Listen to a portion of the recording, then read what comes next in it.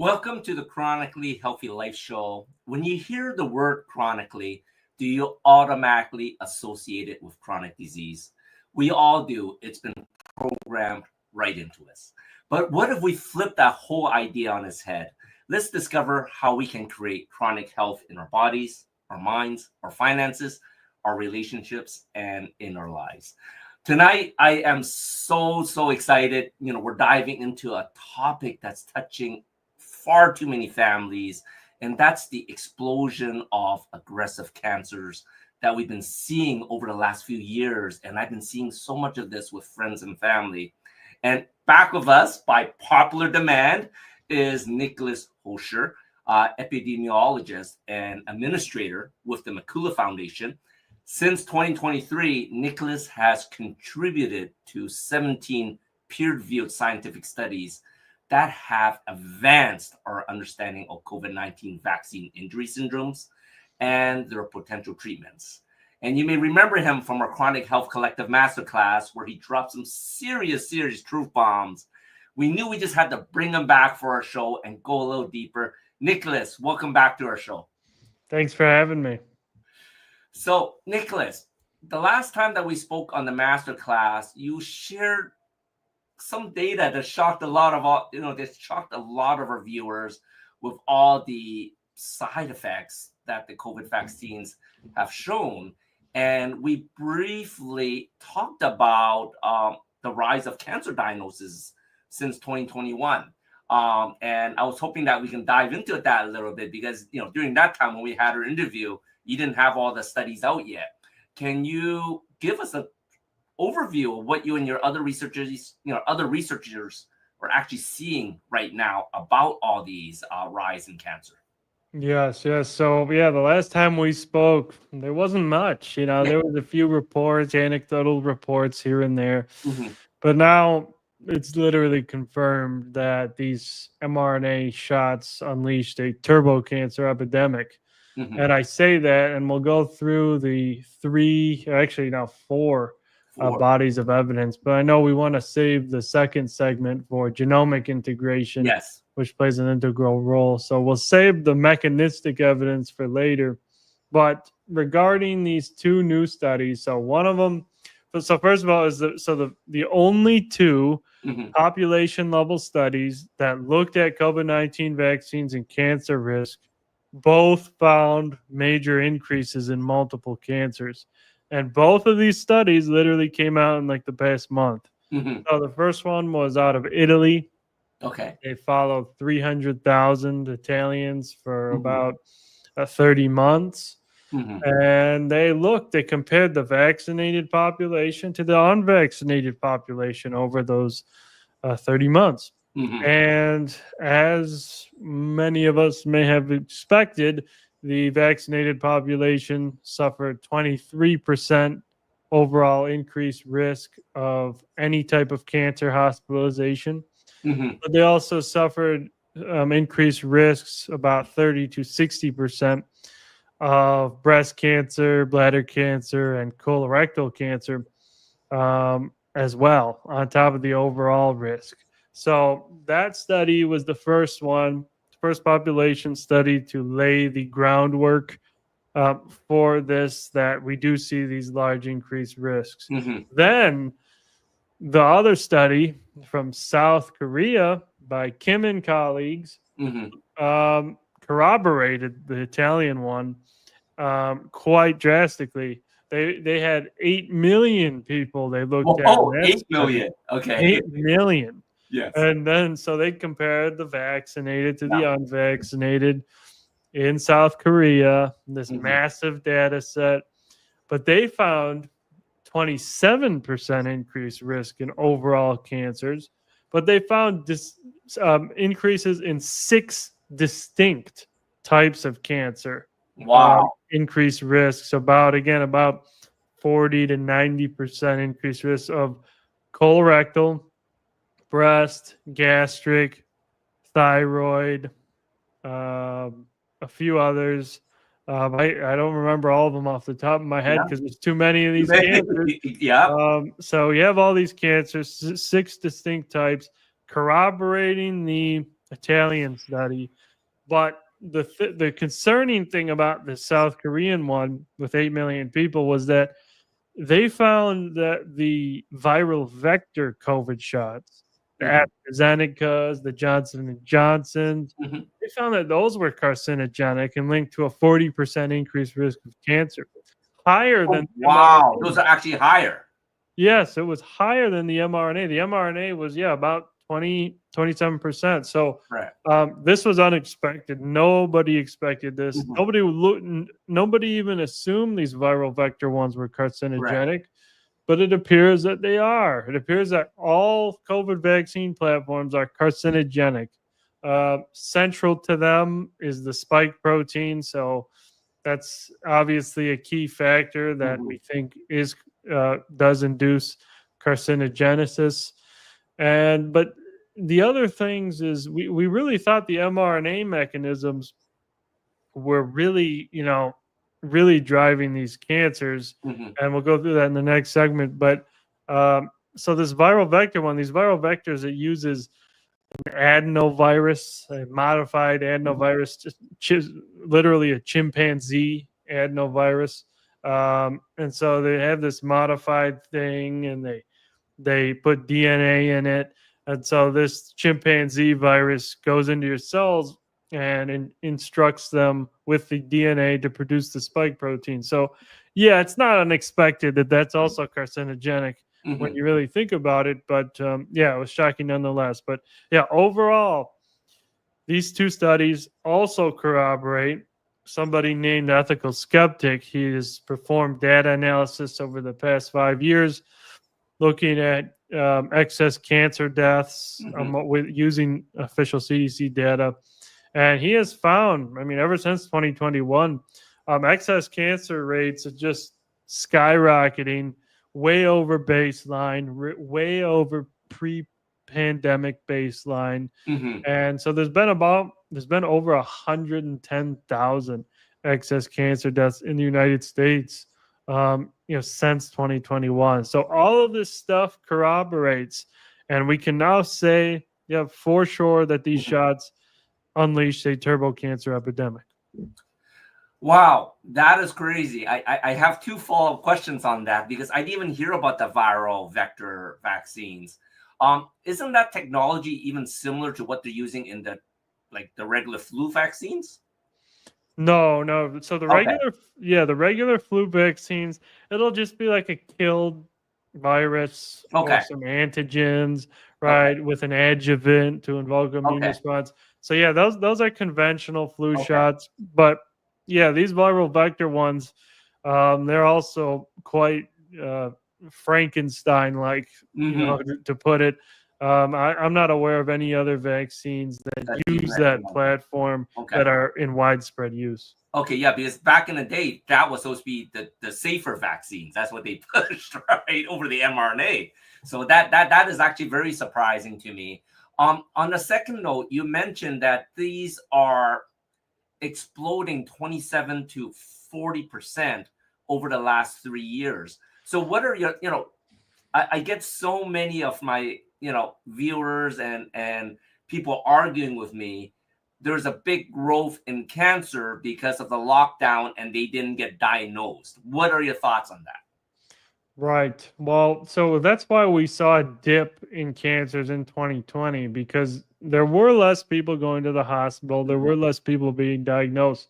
But that does not account for the massive excess we're seeing now, right? You would so if it was just delayed diagnosis, right, you would see it kind of, right? So it goes down in 2020, people are locked down. And then if it was just, they weren't going, it should just kind of rebound and stay, to where the baseline was before. But that's not what's happening. It's just shooting up, and it's not coming down. And but the key thing is the two studies we just talked about, they literally compared the vaccinated to unvaccinated populations, looking specifically at cancer risk, accounting for age, accounting for healthcare utilization, accounting for even COVID infection, right? So these are very robust studies, and they're finding these cancer signals particularly in the vaccinated. So it's not just healthcare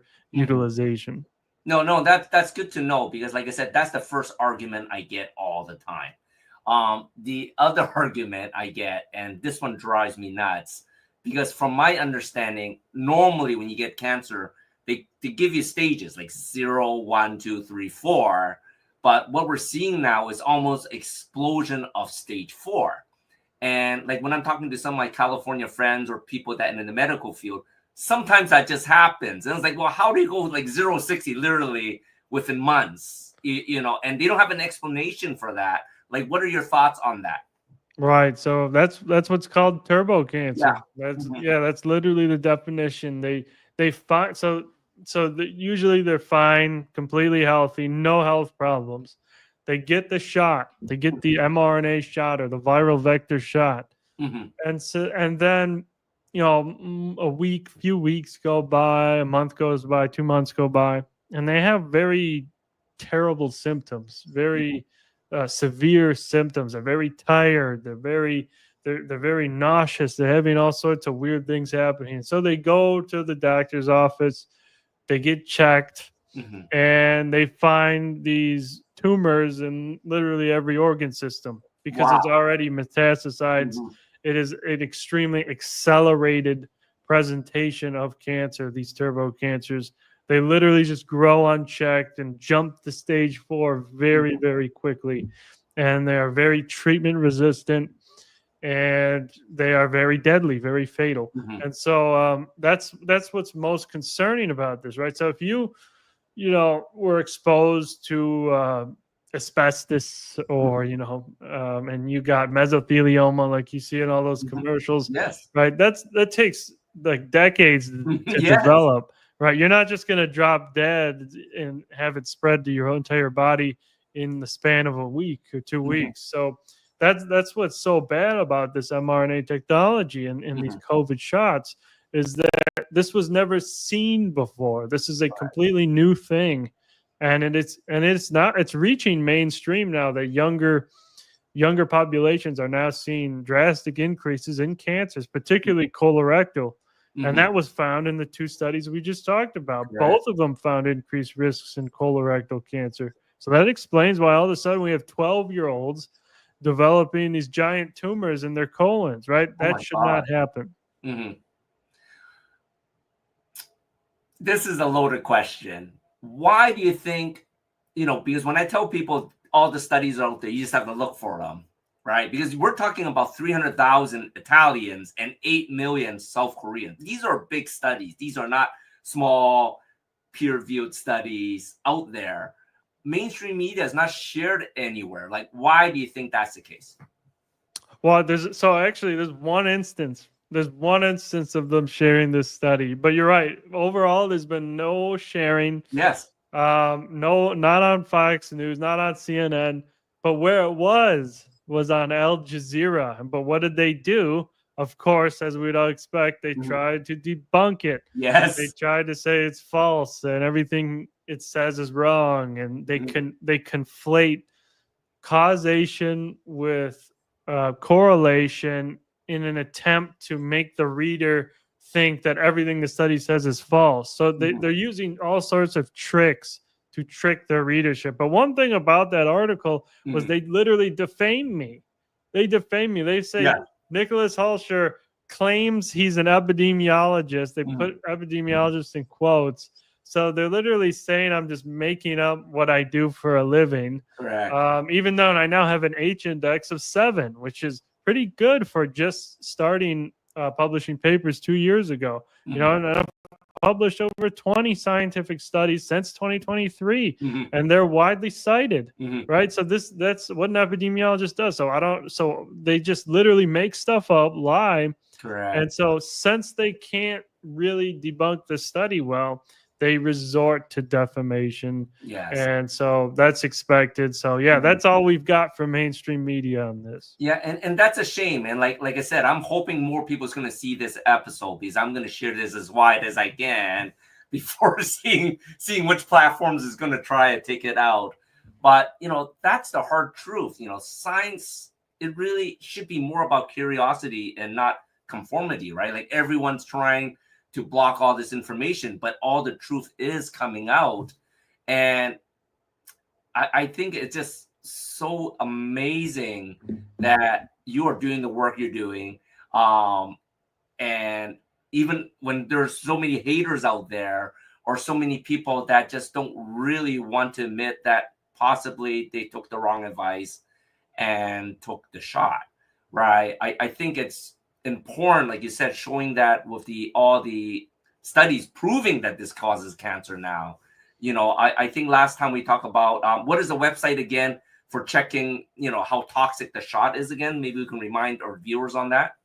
Yeah, if you go to howbadismybatch.com, you will be able to search the batch you got, right? So you'll literally go in, go look at your vaccine card, and if you put it in, you'll see how many deaths was it associated with, how many pulmonary embolisms, strokes, myocarditis reports. You'll see all of that, and that can kind of give you a good overview of what risks you may have faced, because all the batches were different.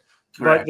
But also the thing is with these batches is if you got E, if the first letter was E, that stands for extreme death risk. Now, not literally, not that's not what they say, but that's what it stands for. We found that literally 98% of the most lethal batches start with E. Wow. So if you got E, it might be wise to do some risk stratification and ensure your heart's functioning properly. It's interesting because after our master class, one of my friends got tested and she did get the E. Like she was like totally freaking out and reaching out to me and wanted to get the antibody test, and hers came out at 800, not super high, but way higher than most of people that I know that didn't get vaccinated. And of course, she's watching this episode tonight, waiting to learn more too, because I think she's just one of those people that listened to the wrong doctor or friends and got it, but now she knows she wants to do something about it, right? So that's amazing, Nicolas. I think this is a powerful start. After a break, we're gonna talk a little bit about what's really happening at the cellular level, and then in the third segment, we're gonna jump into some treatments. But we'll be right back after this break.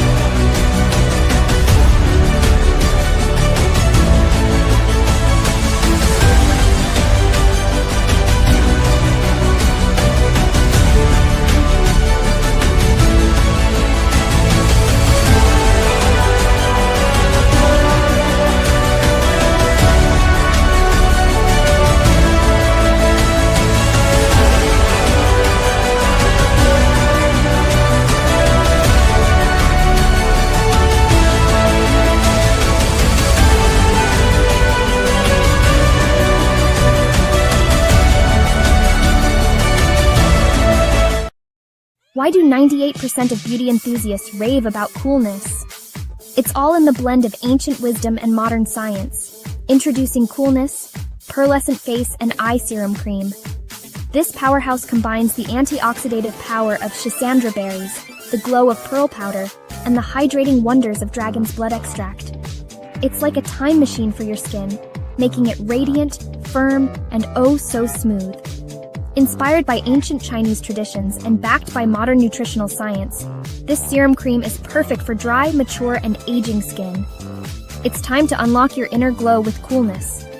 Treat your skin to the best of both worlds today. Welcome back to the Chronically Healthy Life Show. We're here with Nicolas Hulscher from the McCullough Foundation. So in segment one of our interview, we covered the data, 300,000 people, Italians, 8 million South Koreans. Now, let's go a little deeper. You mentioned there were a few more studies, and we're going to dive into one of those studies here, Nicolas, on what's really happening inside at a cellular level. I saw one of the articles, and you talked about genomic integration. Can you put that in plain English? What does that actually mean? So genomic integration means some sort of external genetic material fuses into your own DNA. So that's what that means. That means something is integrating into your DNA, or what's called your genome, which contains all your DNA. So that's what that is. But yeah, we just published now in the peer-reviewed literature. It passed peer review successfully, and so this is very worrisome. This is very worrisome, and so it's now confirmed that these mRNA shots can most definitely, in some individuals, integrate into the genome. And we can walk through this study, what we did, what we found, because I think it's very, very important. So I guess the first thing I can say is, all right, so we have to start from the very beginning. So the first thing about this case is it is a 31-year-old woman. 31-year-old, not even old. Like, that's 31. Really young. Yes, 31-year-old woman. And so what was strange, right? So she came in to Dr. John Catanzaro, contacted him, right? He's the lead author of this study from Ep7 Bioscience. And she was diagnosed with a stage 4 bladder cancer, right? A stage 4 bladder cancer. This is a very, very, very rare cancer in this age group, particularly already at stage 4. So that's what led us to believe, like, okay, this is a turbo cancer. So what are we going to do? We got to look and see, what's happening. Why did she get this turbo cancer? So she got 3 doses of Moderna injections. Wow. And then within a year developed this cancer. So it was very quick. And so we looked in her what's called circulating tumor DNA. So that's DNA just circulating through the body from these tumors, right? And so that's how you can kind of look and see, well, what's in this tumor.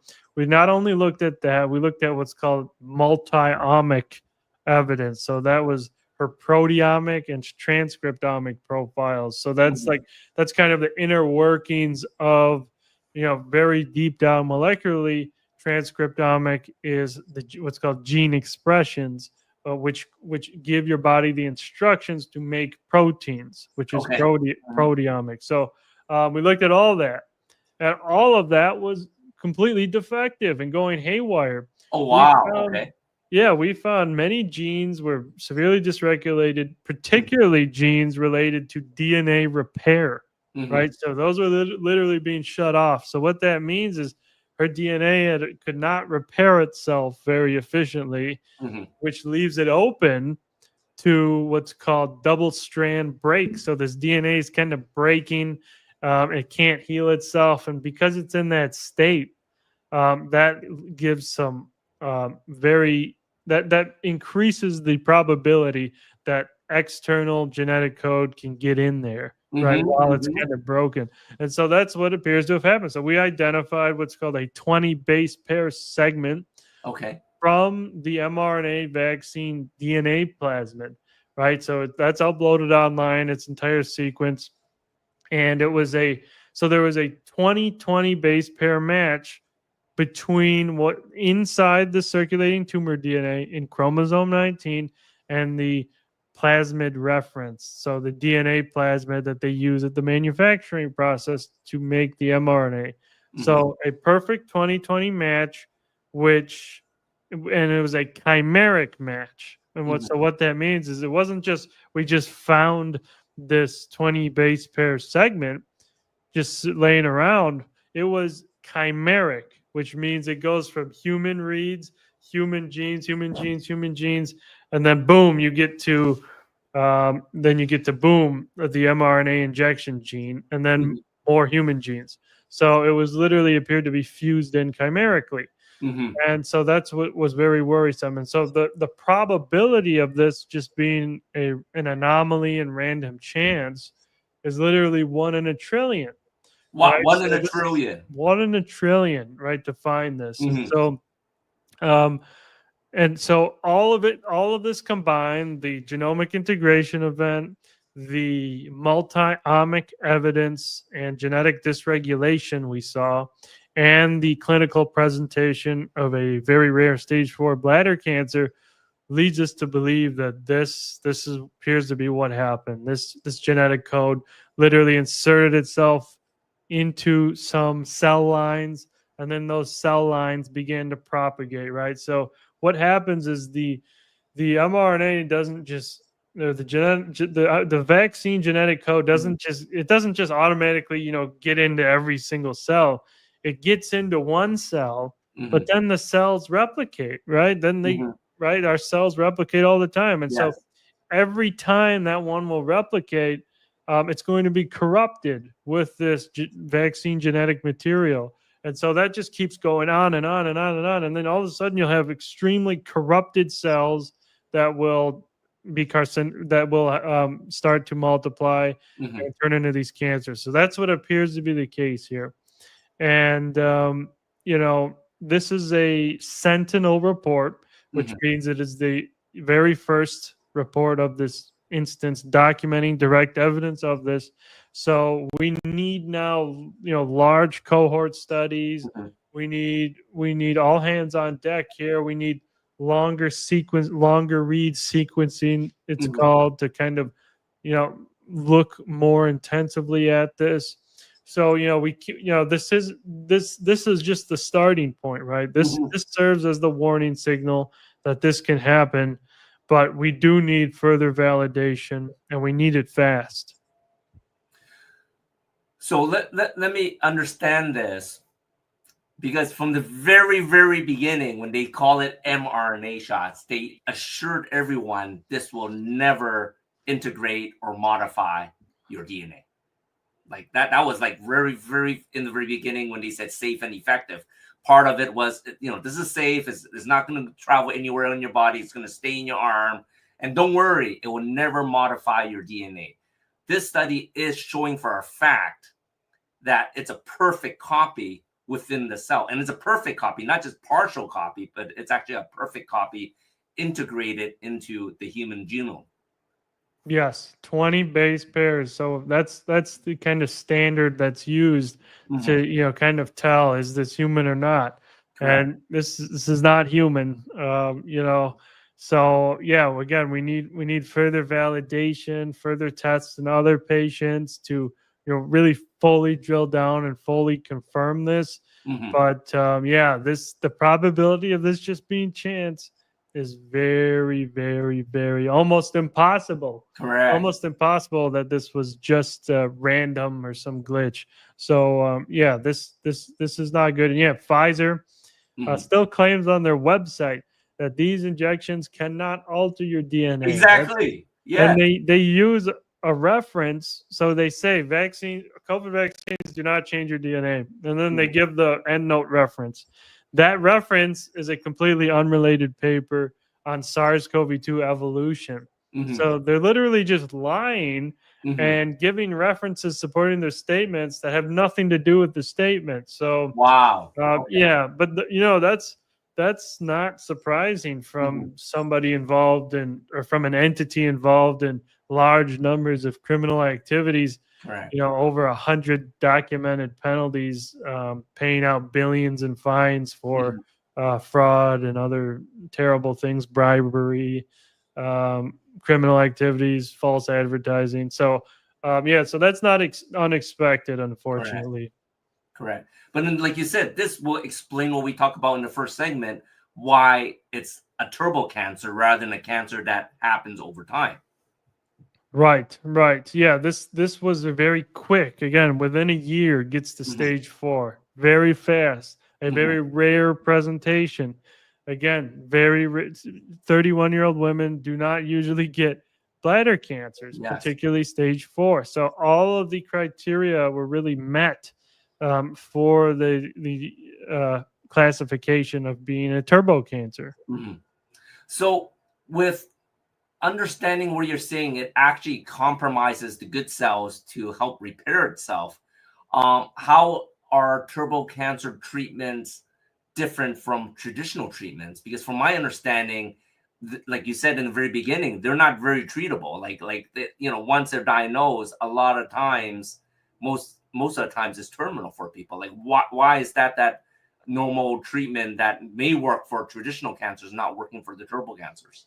Right, because the turbo cancers stem from something we don't fully understand, which is the technology employed with these shots. It is a gene therapy, right? Correct. So we don't really understand the full mechanistic profile of why this is happening, but it appears it is occurring at the molecular level, at the genetic level, and in some cases inducing very long-lasting and persistent damage. And so now, if one of the primary mechanisms is genomic integration for these cancers, that will be very, very hard to treat without addressing that root cause, which we currently do not know how to do. Now, there's other mechanisms such as, we talked about earlier, the spike protein does suppress tumor suppressor genes, P53 and BRCA. So, that itself is very long lasting and persistent in the body. But that's a key thing to address for sure, because we have some tools to kind of help the body eliminate the spike. So that should be a priority. It appears when dealing with a vaccine injury of any type is getting rid of that. The genetic material, we still don't know how to get rid of that. But, Okay. We're trying to find ways. Correct. So I hate to say this isn't conspiracy anymore, right? This is like emerging science. Is like you said, this is like the first study proving that there's genomic integration into the cell. Do you think there's going to be more and more studies showing people with stage 4 having something similar if people, I guess if more people are willing to do the studies? Because what surprises me is why was there only one study done so far? You would think that there'll be more studies with the explosion of these turbo cancers, right? Right. Well, that's the problem. Many labs are not looking for this issue. They're not looking for genomic integration events. But the thing is so this study corroborates a study. Our study finding this integration corroborates a study by Alden and colleagues from a few years ago. They did a study in a test tube, and they found Pfizer mRNA reverse transcribes into DNA in a human liver cell in 6 hours, right? So I saw that study. Yes. Yeah. So we have already, tabletop lab evidence that these activities can occur, right? So now we have this case that it can occur in a human being. Now the next step is getting like large samples of 10, 20 people and just who all develop cancers, and then just really digging deep and looking into, did this material integrate? And that would help solve this problem much quicker, because you'd think the government would be pouring so much money into this because 80% of Americans received the COVID shot. Exactly. So it's so important. So where's all the money? Where's the billions of dollars? That's what they should be pouring this into, so we can get to the bottom of this. You hit a major point. About 80%, and this is we're just talking about the U.S. population. I know in certain countries it's much higher than that. Got vaccinated with these toxic vaccines. Let's talk about the emotional impact. I'm sure there's so many people freaking out right now as they're listening into our post, because for the longest time these were all conspiracy theories, right? Now we are actually talking about proof that there are such things as turbo cancers. And your genes are being modified, which can actually cause these turbo cancers. What's your message to them at this point? Now that you are helping spread the education out there, like you're getting the message out there, this can happen. What should people be doing with this information that you and the McCullough Foundation is sharing with the world right now? Right. Well, people should be sharing this far and wide to get everybody to stop making a horrible choice and receiving more booster injections Mhm. because they are being fraudulently perpetuated and recommended despite all these cancer risks. So everybody still taking these shots don't know that they cause cancer. They don't know. They don't receive this information. So the Right. best thing people can do is share it. Share these studies with them and help them understand, because we don't want anybody else to develop a turbo cancer. We don't want more people to be harmed. So that's the big next step. The very first step has to be to stop the rollout and distribution of these, to limit the damage. And then we can, and at the same time, though, we have to start to find solutions to this. That is beautifully said, Nicolas. Up next, we're going to talk about hope that we're going to have, because like I said, we don't want to be scaring people and not giving them hope. So we're going to talk about some repurposed treatments that were banned for a few years, right? So we're going to talk about that and what's showing up some real promise in lab and real world cases. I'd love to dive into that with you on the third segment. We'll be right back. A life empowered is closer than you think. We're all looking for a better way. Reimagine what's next with a new sense of exuberance. Why not power on like you mean it? Or power off blissfully? A better sleep is a better awake. You've never moved like this before. With the energy nature intended. Imagine reprogramming the way you look at the speed of science, at longevity, at exhilaration. It's next level rejuvenation. Take control of your well-being from the inside out and outside in. The light within is ready to ignite. Be the light. LifeWave. Imagine a life where every day is fueled by energy, vitality, and purpose. Where age is just a number and your best years are always ahead. Hi, I'm Andy Nam, certified functional nutrition longevity coach, best-selling author, and international speaker. After reversing my own chronic health struggles, I'm now on a mission to help you live longer, stronger, and of course to look younger. I combine biohacking, cutting-edge nutrition, and stem cell technology to unlock your body's full potential.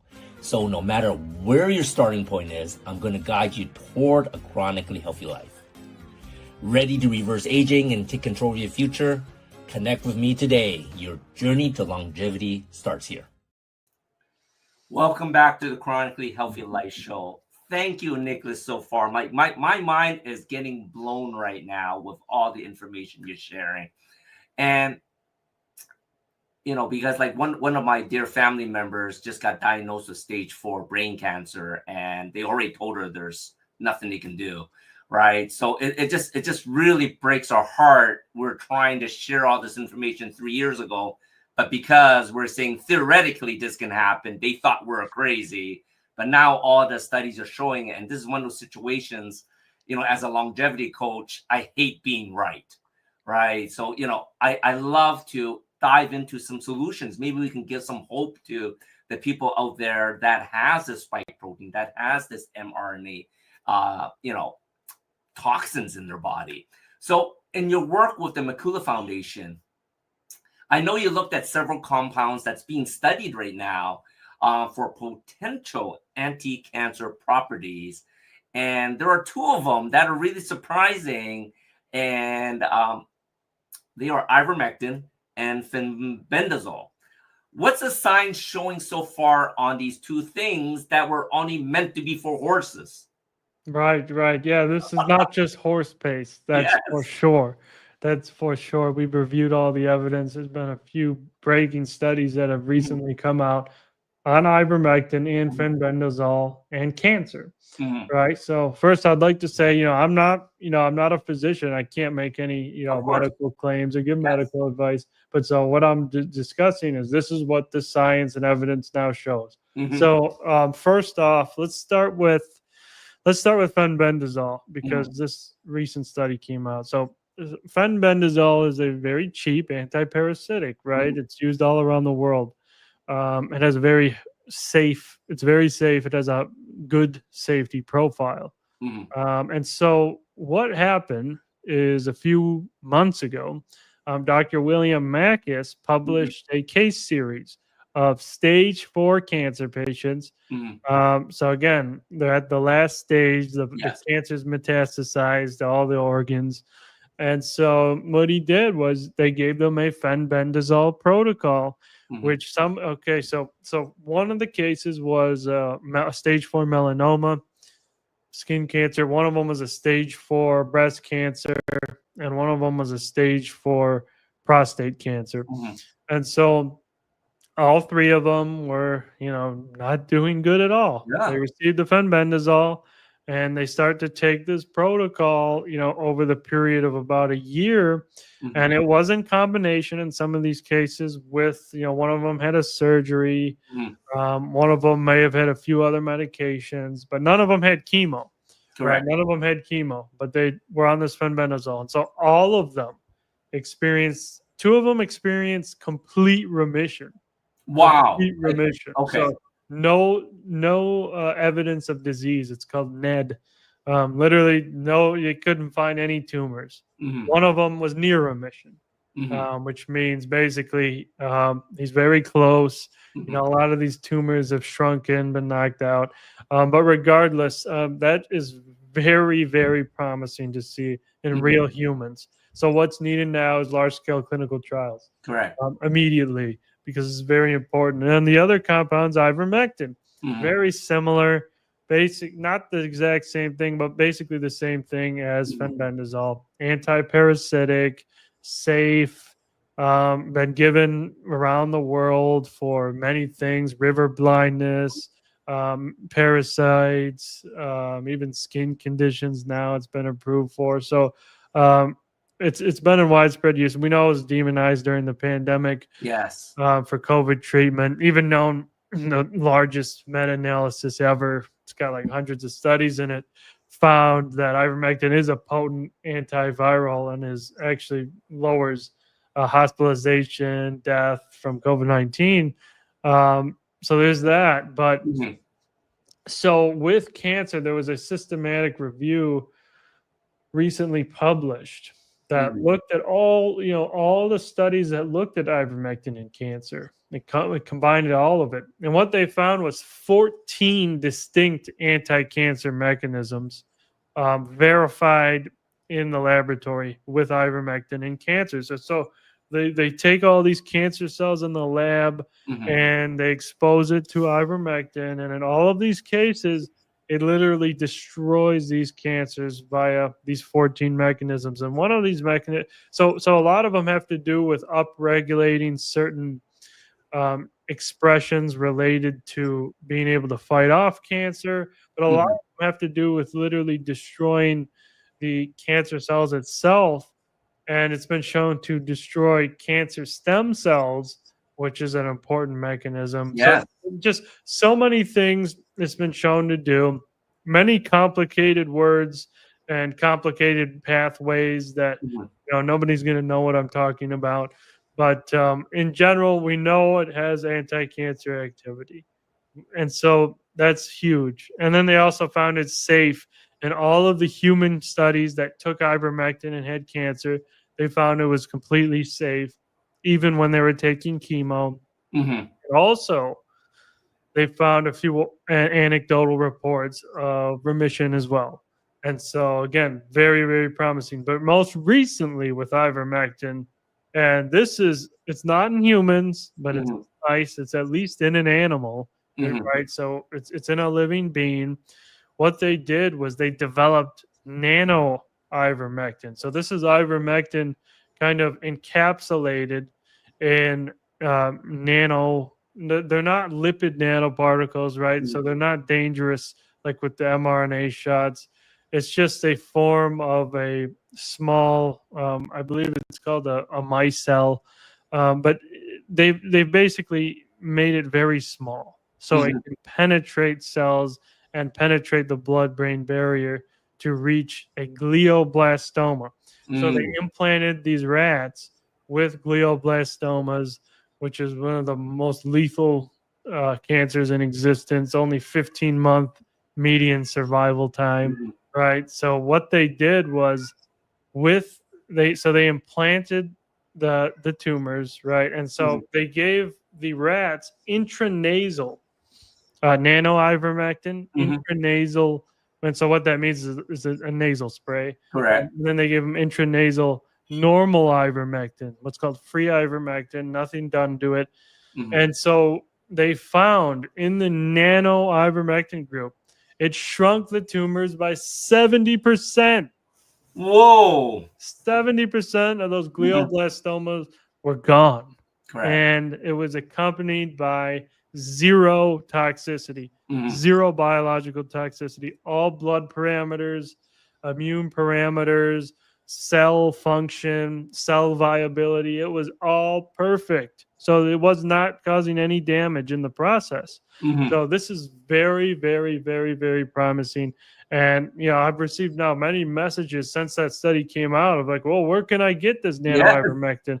Right. Well, it appears it's a brand new type of compound that's now being developed. It's now being designed. And so this shows lots of promise for sure. And what's interesting, though, is in the free ivermectin group, which was not the nano version, it did not shrink the cancer significantly. Oh, wow. Okay. It did not. But that's because it won't pass the blood-brain barrier. The molecules, the molecules are too big. So, so advancements in some biotechnology aspects can be good, right? When they're used for good purposes. But like with the mRNA shots, those advances, they're not advances, they are deadly experiments, right? So, some advances in biotechnology can be good, such as in this instance. That's basically the general overview of the recent evidence on ivermectin and fenbendazole. One of the things that's interesting to me is, not trying to go political here, but, they talked about the Tylenol and autism, and I'm not going to go one way or the other there, okay? But I did, and once again, I'm not a doctor, I'm a functional nutritionist, so I'm not talking about anything to heal, cure anything.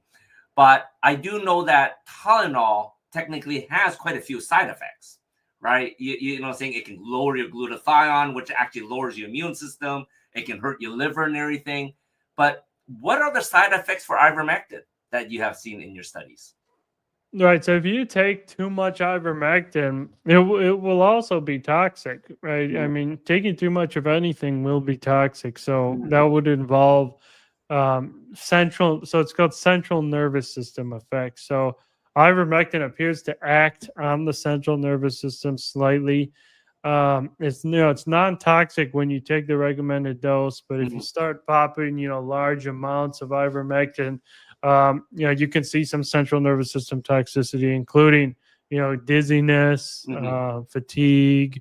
And if you really OD, you could possibly even go into a coma in very severe cases, right? So again, with all of these compounds, you got to be careful. You can't just be popping them like candy, but it is still safer than Tylenol. Right? Yes.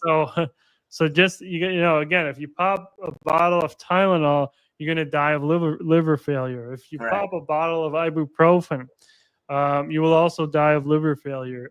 So again, it's the same thing, but what the evidence shows is actually ivermectin still appears to be safer than those widely used pharmaceuticals. I love that because, like I said, it's been demonized for so long, saying that it was for horses. Then it's like, only for parasites. But like there are so many studies, and even like you said, for even early treatment for COVID, like if you catch COVID or even flu, early treatment, like in small doses, it just wipes it out so quickly, and you recover so quickly. That's something that me and Minna noticed, like before we did with the whole nasal sprays, we did ozone treatments, I did hyperbaric to get back quicker. But since we start trying ivermectin in like 3 days, it's like it's not even a flu. It didn't even feel like a flu. It was so mild, right? So for sure. I love sharing that information, and thank you for confirming that, ivermectin, there's promise in that, because like, once again, all people know about cancer is just radiation and chemo. And most of the time, the radiation and chemo is actually what kills you over time, because it lowers your immune system so badly that you usually die from something else, right? And I just really like to share with our audience and all the viewers out there just different lifestyle, holistic prevention modalities, right? So, Nicolas, for all of us here on Chronically Healthy Life, we really believe in empowering the body to heal. I really believe that body has the innate intelligence to heal itself. I almost call it II. Like, people talk about AI. Well, I think we have II. We actually have innate intelligence. What do you suggest? Like, what is your message out there for people out there to strengthen their immune resilience and even reduce risks for, because right now they're having another COVID scare, right? I don't want people lining up, rolling the arms up and getting another shot, because, we're talking about how dangerous the shots are. Right now we're coming towards winter. Some people are already in winter, depending on what state you are. What are the best ways to boost their immune resilience and reduce risk? Yeah, so there's many different ways, and they start. So step number one, don't roll up your sleeve and get another injection. Right, Yeah. that's step number one. Mhm. Don't get vaccine-induced AIDS. Don't get VAIDS. Don't go down that route. That's not going to help. Mhm. So that's step number one. Step number two is quite clearly, and the evidence all shows it, Mhm. is lifestyle. Mhm. Lifestyle, including proper exercise, proper movement, at least 7,000 steps a day if you can. Not looking at sitting down, sedentary, looking at a screen for 12 hours. Getting natural light, Mhm. Natural spectrum light, not just LED lights for 12 hours in a day. Mhm. Basic things like that. Eat a diet, obviously. If you go and eat, some great, wholesome, nutritious foods, whole foods, and not hyper processed garbage, that will automatically reduce your risks of certain things and improve the immune system, because it won't have to be battling off these toxins in the Mhm. Doritos, and the Yes. red 40s and all the other garbage, the seed Sure. oils and all the garbage. It won't have to be battling those. So eat a good diet. But then, and this is key with lifestyle, but it also ties into kind of biochemical, is vitamin D status and Mhm. getting sunlight. Mhm. This is critical. This is absolutely critical. love You that. want to get, adequate, preferably full body sunlight exposure as much as you can. And this will Mhm. significantly improve immune function, documented in thousands of studies. When you bring up vitamin D, Mhm. that's what happens. Now, many people will be in the northern latitudes in the wintertime. They won't get sun. They won't get Yeah. sun at the proper angle, because the earth is now too far tilted for them to kind of get that right angle. So in that case, they will have to find different ways. And I know, some people say they don't like to take vitamin D supplements. Mhm. Some people even say, it's toxic to take it that way. I don't know in that aspect a lot, but what I do know is vitamin D is critical. Get that level up. And even some people, they have lamps, vitamin D lamps. Oh, wow. Okay. For the winter time. So you can look those up. They're about $500-$600. They're kind of expensive, Mhm. but if you want to get vitamin D through skin exposure, that's the way to do it. So then there's that, and then you have all those bases covered. Your immune function will already be good, because the diet's covering all of your proper minerals and vitamins. You need adequate vitamin C's. That's critical. We know that. We know zinc for immune function. Also, all this stuff, and then minimizing exposure to toxins is also critical. So again, so many things. I know we're reaching the end of the time. Yeah. Thank you so much, Nicolas. I don't want to cut you off because you're providing so much information that's just gold. So quickly, Nicolas, what's the best way for people to follow your research team, and be up to date with all your latest studies? Yes, the best place to see the most expansive, comprehensive list of the breaking news will be our Substack, thefocalpoints.com. But I will be posting daily on my X account at Nick Hulscher. I post there every single day. Substack, maybe it's not every day, but go to both, follow both, and you'll stay up to date. Thank you so much, Nicolas.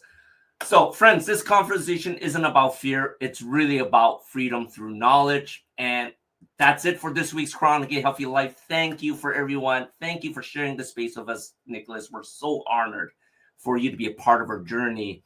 Join us here every Friday at 7 p.m. CST on e360tv.com on the Vitality TV network, or watch us replay at youtube.com at Chronically Healthy Life.